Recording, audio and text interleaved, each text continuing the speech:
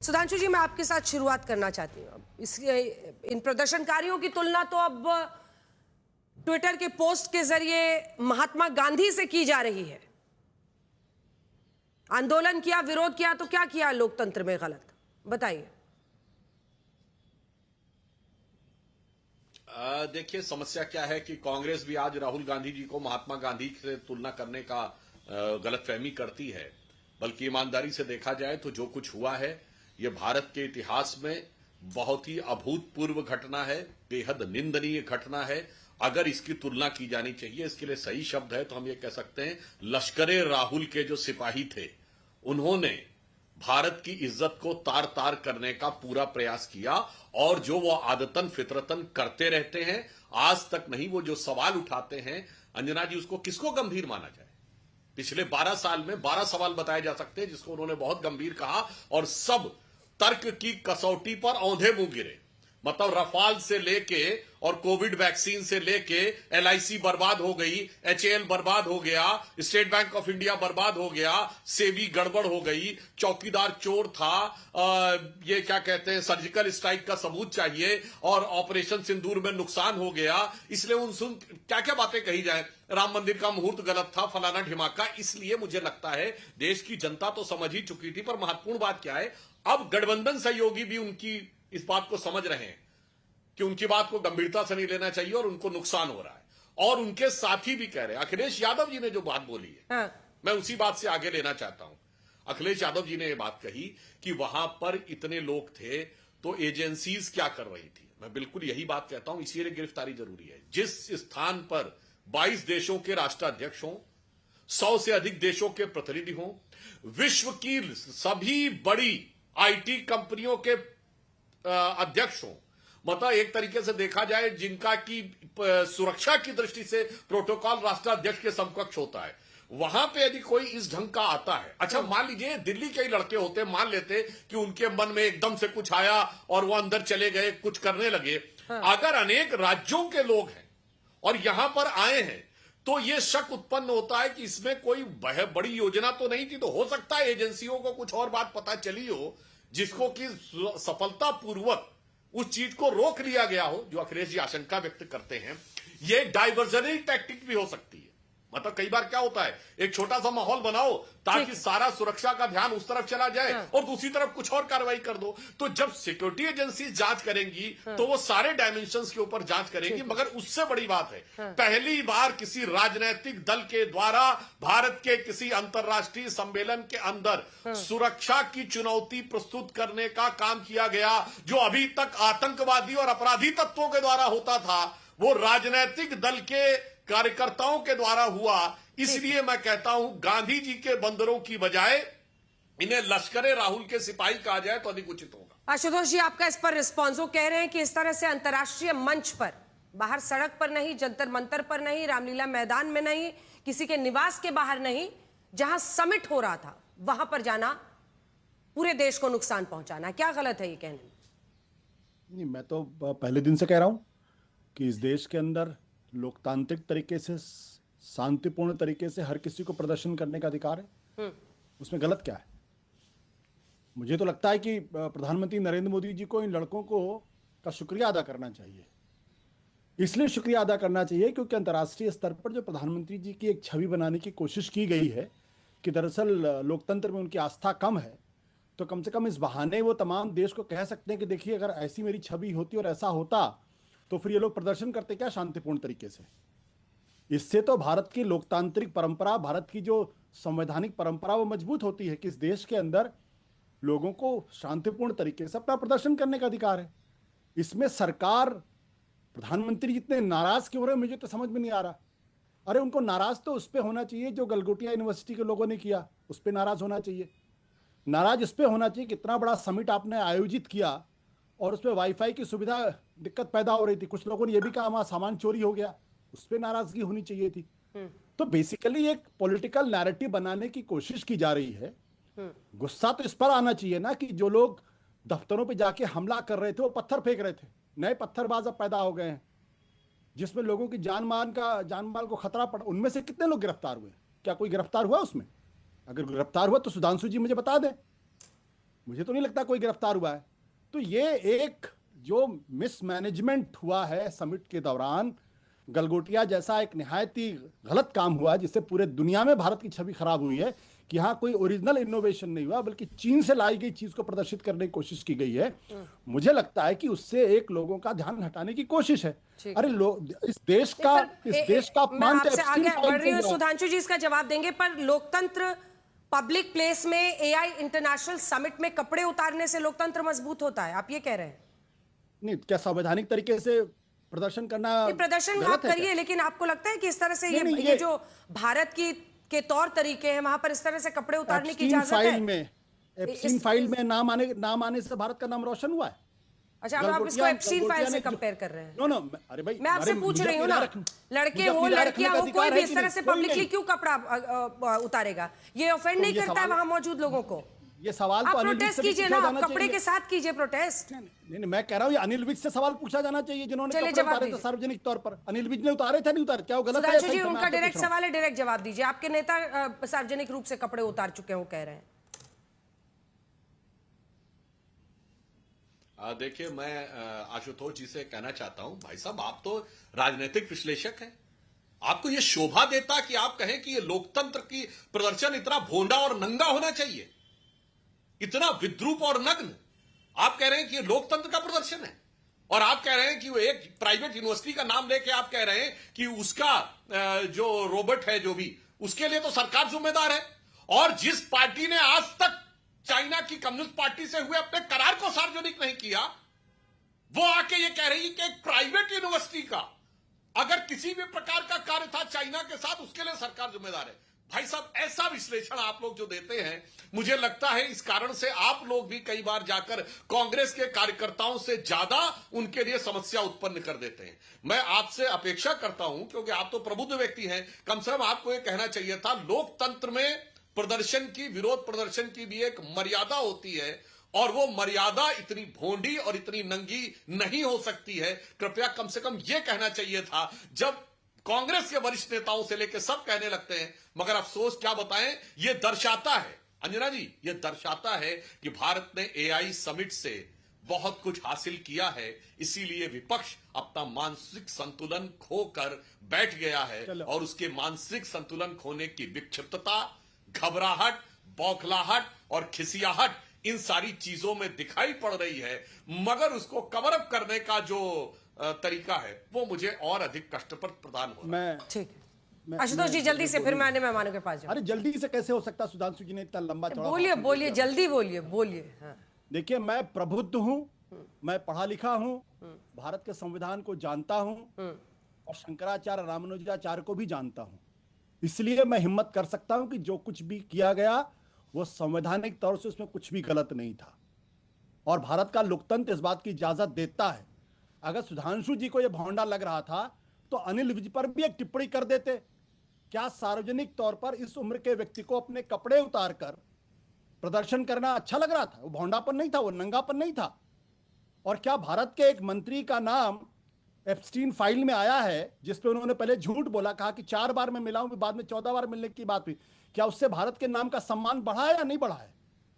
इस पर भी जवाब दे दीजिए। सुधांशु जी, दूसरी, ये कौन सी भाषा है कि मानसिक संतुलन बिगड़ गया? अरे भाई सुधांशु जी, बीजेपी के दूसरे प्रवक्ताओं से मैं उम्मीद करता हूं उनको भाषा का ज्ञान नहीं। आपके पास तो भाषा का संस्कार है, आपको ऐसे शब्दों के इस्तेमाल की जरूरत नहीं पड़नी चाहिए। सुधांशु जी, मनोज जी, बता रहा हूं आशुतोष जी, अब सब प्रमाण बोलता हूं, मानसिक संतुलन बिगड़ा हुआ होने का प्रमाण बोलता हूं। राहुल गांधी ने इसी लोकसभा में जो शपथ ली है सांसद के रूप में, वो अंग्रेजी में ली है, आई सोलमली अफर्म, ईश्वर के नाम की शपथ नहीं ली है। और उसके बाद संसद के पटल पे आके गुरु नानक देव और भगवान शंकर की फोटो यूं यूं करके दिखाई है। आपको लगता है ये संतुलित मानसिक अवस्था वाले व्यक्ति का कार्य है? और पिछली लोकसभा में प्रधानमंत्री के गले पड़ने के बाद कुर्सी पे बैठ के जो आंख मारी थी, ये संतुलित मानसिक व्यक्ति का कार्य है। इसीलिए मैं आपसे कहता हूं साहब, वो सारी बातें अपनी जगह हैं, मगर यहां पर आपको, और एप्स्टीन फाइल पे आशुतोष जी ये बताइए, राहुल गांधी का भी तो नाम है एप्स्टीन फाइल में, 6 बार है कि नहीं? 4 बार सोनिया गांधी जी का भी नाम है, और महात्मा गांधी का 25 बार नाम है, और जॉन पॉल II का भी नाम है। विश्लेषण नाम ले करने लूं? में पूरा विश्लेषण करिए ना। हाँ, मैं कर ये लूं। सेलेक्टिव नाम अच्छा क्यों लेते हैं? अगर 8 बार किया, मोदी जी का नाम है अच्छा किया, तो 4 बार अच्छा उनका भी नाम है। और अगर आप बाहर से छपी, अब सुनिए आर्य मनोज जी, एक सेकंड रुकिए। अगर बाहर से छपी बातों में करना है तो येवेल्ना एल्बर्टस की किताब में गांधी परिवार का नाम बहुत खतरनाक तरीके से लिया गया है, जिसमें केजीबी के चीफ तत्कालीन विक्टर चेर्बकोव का स्टेटमेंट कोट किया गया है पैसे देने के मामले में। और श्वाइजर्स एलेस्टेटे जो स्विट्जरलैंड की मैगजीन थी, उसने बाकायदा राजीव गांधी की फोटो के साथ लिखा था कि 2.9 बिलियन स्विस फ्रैंक इनके नाम पे था, और जो पहले सोनिया जी के नाम पे उस अकाउंट में था और बालिग होने के बाद राहुल गांधी जी के नाम पे आ गया। फिर आपको पता है, अभी आप बोलेंगे एप्स्टीन फाइल तो सर्वसत्य है, मगर मित्रों किस archive KGB and the world part 2 वो गलत है। यूरी बेजमेनेव ने जो लिखा है वो गलत है। इन कन्वर्सेशन देखो जोसेफ ट्रॉडी ने लिखा है वो गलत है। भाई साहब, फिर मैं कह रहा हूं, इसी कारण से आपसे समग्रता की अपेक्षा करते हैं, इस ढंग की एकांगीपन की अपेक्षा नहीं करते हैं सर। ठीक है आशुतोष जी, एकदम छोटा सा रिस्पॉन्स अब देना होगा, क्योंकि मैं मनोज काका जी के पास जाऊंगी, मैं उनके पास नहीं जाऊंगी। और मार्गरेट एल्वा पर तो आइए, वो क्या कम कांग्रेसी है इन लोगों से? 30 साल से सांसद है, फॉर्मर सेंट्रल मिनिस्टर रह चुकी हैं, वो भी कह रही है कि ये इंटरनेशनल मंच था। अंजना जी, आप मेरे साथ अन्याय तो मत करिए, जितना टाइम उनको दिया मुझे भी दे दीजिए। मैं ये फालतू की किताबें जो मित्रोखीन उत्तरखीन में मैं उसका जिक्र नहीं कर रहा हूं। अच्छा, मतलब आशुतोष जी ने मान लिया कि ये बराबर से हैं बीजेपी के विरोध में। सामने आइए, ये बलराज मधोक की किताब है, पढ़ता हूं। अगर आपकी इजाजत हो तो पढ़ दूं पेज नंबर 25 पे। अगर आपकी इजाजत हो तो बताइए, मैं पढ़ दूं। जो नानाजी देशमुख के बारे में लिखा है, जो अटल बिहारी वाजपेयी के बारे में लिखा है, और जो ये कहा गया कि जनसंघ के जमाने में कहां से पैसा आता था, नुस्ली वाडिया के यहां से पैसा आता था, जिन्ना के वो थे, क्या कहते हैं, उनके ग्रैंडसन। मैं उस डिबेट में नहीं जाता, मैं फालतू की किताबों को उद्धृति नहीं करता हूं। मित्रोखीन उत्तरखीन सब फालतू की किताब से कोई मतलब नहीं, भारतीय जनता पार्टी अपने लिए इस्तेमाल करे।